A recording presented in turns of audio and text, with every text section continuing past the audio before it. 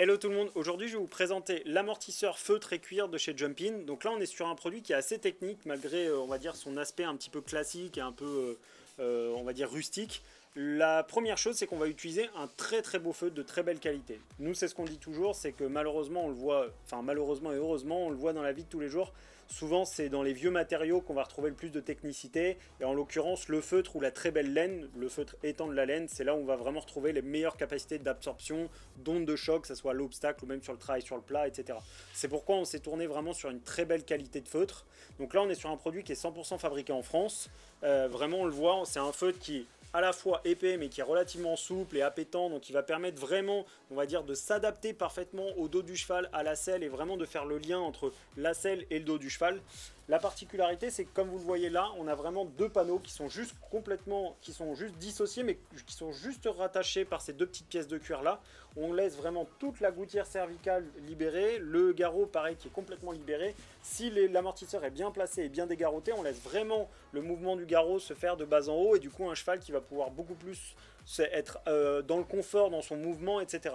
Bien évidemment, comme pour tout amortisseur, il faudra qu'il soit bien dégarroté avec le tapis et parfois même pendant la séance si on veut vraiment garder ce dégagement au niveau du garrot.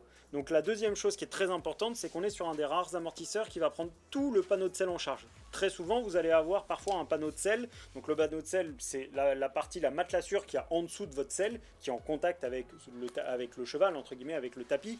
Et très souvent, on va avoir des panneaux de selle qui parfois sont un petit peu en liberté sur les côtés notamment, et qui peuvent du coup rajouter des petites surpressions. Là, vous voyez qu'on prend vraiment tout le panneau de selle en charge sur l'amortisseur, et ça, c'est vraiment très important, parce que du coup, ça va vraiment permettre de jouer au rôle, de laisser jouer le rôle de l'amortisseur, d'avoir vraiment cette seconde peau, entre guillemets, et de faire la balance entre vraiment la selle qui parfois a des petites imperfections ou qui tout simplement avec un cheval qui évolue en fonction de sa musculature des moments qui va pas forcément être pile poil adapté et du coup de jouer vraiment un vrai rôle d'amortisseur et de correcteur et de lien avec la selle et le cavalier. Après il y a plusieurs écoles, il y a des cavaliers qui adorent être, on va dire, fixés proches de leurs chevaux, d'autres qui préfèrent être un petit peu loin, donc ça va dépendre des ressentis. Mais c'est vraiment un amortisseur qui est très technique et qui est vraiment très intéressant et qui plus est, qui est fait en France et on essaye de le favoriser au maximum chez Jumpin. Voilà, pour cet amortisseur, vous allez l'avoir en feutre noir ou en feutre gris avec plusieurs déclinaisons de coloris, de marron, de noir ou même d'autres coloris qui vont être disponibles. Globalement, cet amortisseur va pouvoir convenir à tout le monde. Maintenant, après, ça va être une question de ressenti et de volonté à aller vers de la technicité et des produits un petit peu haut de gamme.